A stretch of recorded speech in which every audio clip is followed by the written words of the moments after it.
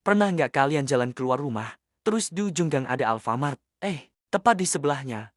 Cuma beda satu tembok, berdiri tegak sebuah Indomaret. Pemandangan ini udah kayak pemandangan wajib di tiap sudut kota sampai pelosok desa di Indonesia. Kelihatannya sepele, kan? Cuma tempat beli minum dingin atau bayar tagihan listrik sambil dapat AC gratis. Tapi, pernah nggak kalian ngintip sedikit ke sebelah dua raksasa ini? Ada sebuah warung kelontong kecil, yang lampunya remang-remang, yang pemiliknya cuma bisa duduk lesu nunggu pembeli yang nggak kunjung datang. Pertanyaannya, apakah kehadiran dua gurita retail ini adalah bentuk kemajuan ekonomi? Atau sebenarnya ini adalah invasi sistematis yang pelan-pelan sedang mencekik mati jutaan usaha kecil rakyat Indonesia? Apakah kita sadar kalau setiap struk belanja yang kita terima dari si biru dan si merah ini, mungkin adalah paku payung terakhir di peti mati warung tetangga kita sendiri? The Intro. Di Indonesia, Indomaret dan Alfamart bukan sekadar toko, mereka adalah fenomena. Dengan total gabungan lebih dari 40.000 gerai di seluruh penjuru negeri, mereka sudah jadi bagian dari gaya hidup.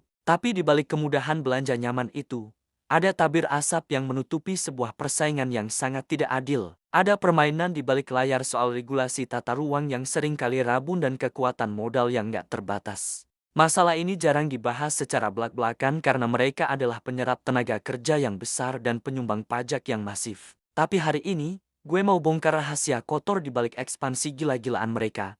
Gimana cara mereka mematikan ekonomi mikro, dan data-data yang menunjukkan bahwa warung tradisional kita sedang berada di ujung tanduk. Siapkan diri kalian, karena kenyamanan belanja kalian ternyata punya harga sosial yang sangat mahal. Poin 1. Kanibalisme ekonomi dan strategi pengepungan. Poin pertama yang harus kita bedah adalah strategi ekspansi mereka yang sangat agresif. Kalian pasti sering lihat mereka berdiri berdekatan head-to-head. Strategi ini namanya hoteling theory, di mana mereka sengaja mepetin kompetitor buat bagi-bagi pasar. Tapi masalahnya, yang kena getahnya bukan cuma mereka berdua, tapi warung kecil di sekitarnya. Gak masuk akal banget kan? Di satu jalan kecil bisa ada 3-4 gerai retail modern. Berdasarkan data dari Euromonitor, pertumbuhan retail modern di Indonesia rata-rata mencapai angka 2 digit setiap tahunnya. Sementara pertumbuhan warung tradisional terus melambat. Kekuatan mereka ada di economy of scale. Karena mereka beli barang ke pabrik dalam jumlah triliunan, mereka dapat harga jauh lebih murah dibanding pemilik warung yang beli barang di grosiran pasar. Inilah yang bikin nyesek.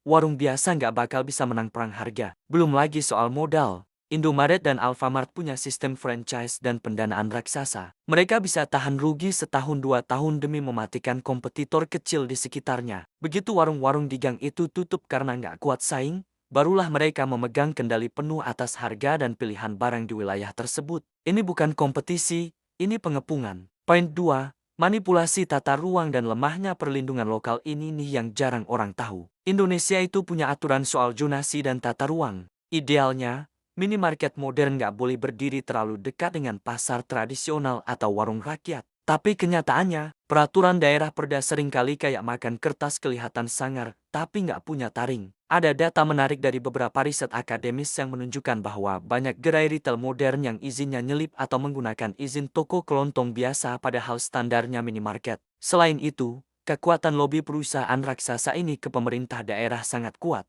Mereka menjanjikan investasi dan penyerapan kerja lokal, yang akhirnya bikin pemerintah tutup mata soal jarak aman antara retail modern dan warung warga. Efeknya domino, guys. Ketika satu Indomaret atau Alfamart buka, radius 500 meter di sekitarnya bakal mengalami penurunan omset warung tradisional sebesar 30% sampai 50%. Data dari Asosiasi Pedagang Pasar Seluruh Indonesia (APPSI) sering mengeluhkan hal ini. Bayangkan, sebuah usaha keluarga yang sudah berdiri puluhan tahun, hancur hanya dalam hitungan bulan sejak si raksasa ini buka cabang tepat di depan mata mereka. Ini adalah bentuk ketidakadilan sistematis yang dilegalkan oleh izin resmi. The mind-blowing fact. Perbudakan digital lewat sistem pembayaran. Kalian pikir mereka cuma jualan sabun dan mie instan? Kalian salah. Keuntungan terbesar mereka sekarang bukan cuma dari barang fisik, tapi dari menjadi bank mini. Fakta gilanya, Indomaret dan Alfamart sekarang menguasai jalur transaksi mikro masyarakat, mulai dari bayar listrik, cicilan motor,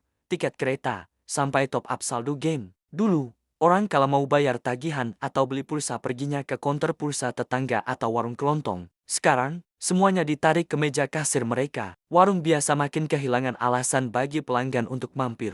Mereka nggak cuma ngambil jatah jualan barang, Tapi mereka nyedot ekosistem layanan digital yang harusnya bisa jadi penyambung hidup pengusaha kecil. Mereka bikin ekosistem di mana kalian nggak perlu lagi interaksi sama tetangga. Cukup masuk ke toko ber-AC, bayar, dan keluar. Mereka pelan-pelan menghapus fungsi sosial warung sebagai tempat interaksi warga dan mengubahnya jadi transaksi dingin yang 100% cuannya lari ke korporasi pusat. Poin 3, ekosistem UMKM yang ternyata cuma pemanis. Poin terakhir yang sering mereka banggakan adalah kami membina UMKM. Kalian sering lihat kan ada rak kecil bertuliskan produk UMKM lokal di pojok minimarket atau gerobak jualan di teras mereka. Gue harus bilang ini, seringkali itu cuma public relations atau pencitraan supaya mereka dapat izin lingkungan. Syarat buat produk UMKM bisa masuk ke rak mereka itu sangat berat. Dari mulai standar kemasan, sertifikasi halal, BPOM, sampai sistem pembayaran konsinyasi barang laku baru dibayar yang bisa memakan waktu berbulan-bulan. UMKM kecil nggak punya napas sedalam itu buat nunggu duit cair. Belum lagi soal biaya sewa teras. Banyak pedagang kecil yang jualan di depan minimarket itu harus bayar sewa yang nggak murah. Ironisnya, mereka jualan di teras toko yang sebenarnya sedang mematikan bisnis sejenis di lingkungan tersebut.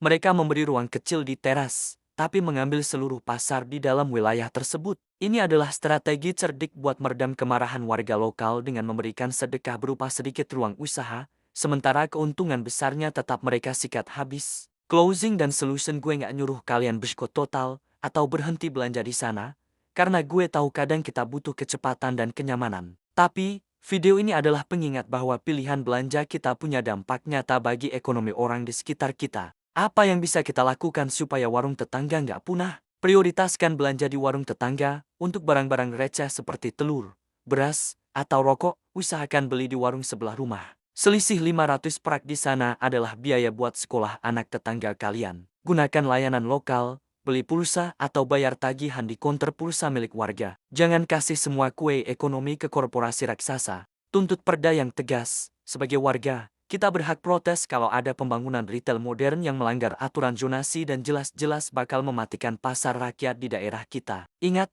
kenyamanan belanja dengan AC dan lampu terang itu enak. Tapi lebih enak lagi kalau kita bisa melihat tetangga kita sendiri bisa tetap makan dan mandiri secara ekonomi. Jangan sampai suatu hari nanti, kita bangun tidur dan sadar bahwa satu-satunya pilihan untuk bertahan hidup adalah dengan menjadi karyawan di toko yang dulunya menghancurkan usaha keluarga kita sendiri. Gue Dark, tetap kritis, tetap dukung usaha rakyat. Sampai jumpa di investigasi berikutnya.